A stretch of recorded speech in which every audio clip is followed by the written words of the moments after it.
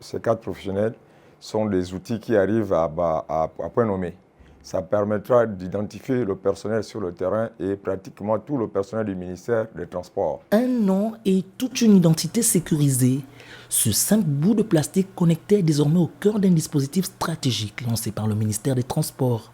Le QR code est un outil numérique pensé pour restaurer la confiance, la traçabilité et la vérité dans les rangs du service public.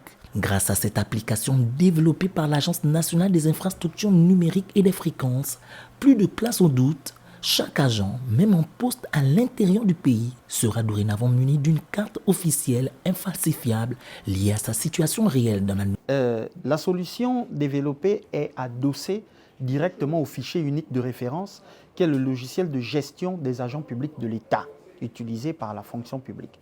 C'est pour ça qu'en tant que centre délégué de gestion, c'est la Direction centrale des ressources humaines qui hérite de la gestion de l'édition de ces cartes professionnelles. Accessible en ligne, protégée par des standards de cybersécurité avancés, cette application a été conçue pour rassurer.